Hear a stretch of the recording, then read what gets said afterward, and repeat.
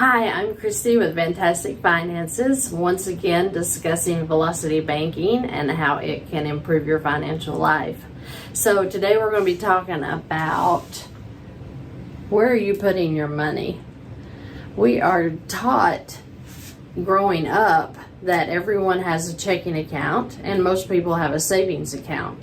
And in most institutions, if you want to get a checking account, you have to first open a savings account. So we know that when we do get our income paycheck, whether that be weekly, bi-weekly, or monthly, however you get paid, it's usually a direct deposit, or you take your check to your bank and you put it into your checking. So we're going to pretend this is the bank, and in it we have a checking and savings. Okay, so when we get our income, it goes straight into the checking account, right? So as soon as we get our checks, usually we've got to start throwing that money out because we are at the due date, if not past the due date. So it's important that we start throwing the money out. So we have to pay for our electric and utilities. We have to pay our phones, cable, subscriptions, eating anywhere, in grocery store, whatever. Your gas for your car because you have to go to work. Your car insurance because you have to have that. Maybe you need dog food. There are so many things that our money goes to in a week, and we can't forget that we have, most of the time, credit card debt, mortgages or rent, and anything else you can think of. Car loans, maybe you have a car loan.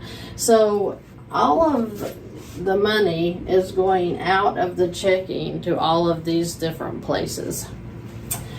That leaves us with zero cash flow. That's why you feel like you're living paycheck to paycheck. So if you are using your checking account, you will have zero, especially if you're putting any into this, because it's just a cash account and you're literally throwing it out to where you're feeling broke every week when you're really not. It's just how you're using your income. So let's imagine that we have a $2,000 credit card. Okay?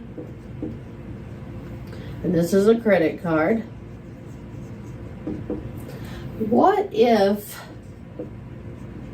I were to take my electric, my phones, my cable, my food, gas, car insurance, dog food, and really that's what you could put into a credit card. And so you're saying, well, that's silly because you're using a credit card and you're raising my credit expense, which is going to raise my credit score.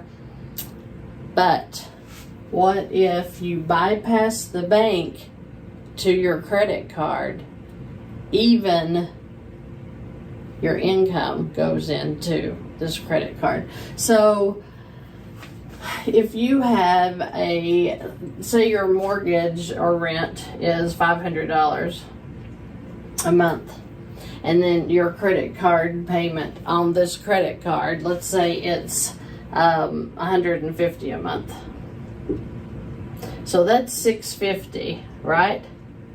Plus all of this expense, which usually comes to about, depending on how you live your lifestyle, it can be $1,200 a month all the way up to $4,000, $5,000 a month. It depends on your income and your lifestyle.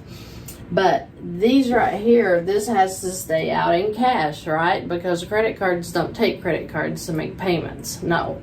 But if you're paying $150 on this credit card, then you just deleted that payment because now your income is going into that.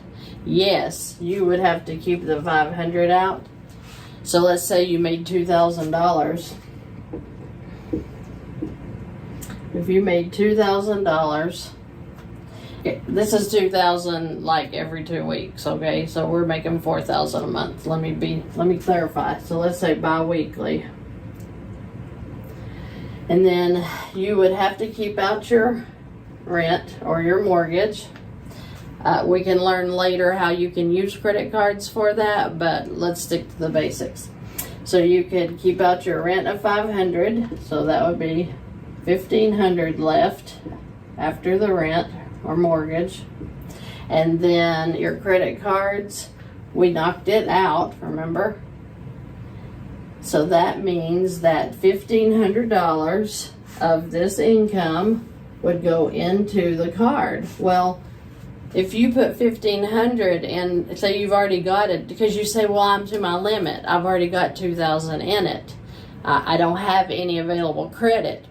That's where when you put your income in here in a $2,000 card, you immediately have $1,500 available.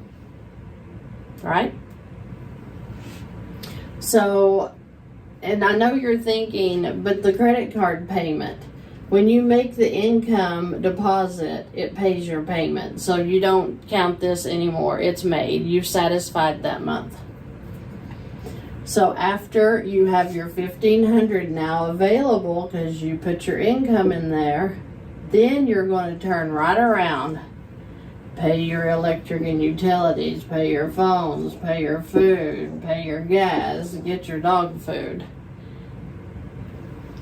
You have it automatically, all of these things automatically put into this one source that takes all the stress off of you having to write out checks or go online to pay each individual bill. You go and have these set up automatically. Of course, you'll have to take your credit card with you for your food and restaurants. But most things can be set up automatically. That takes the stress off of your mind of having to remember when to pay, to sit down to take care of it. Because it's automatically coming out of this credit card here that had your income in it. You don't have to worry about anything not getting paid because you've got the money in there. All of your expenses, all you're doing is bypassing this bank. You're bypassing this.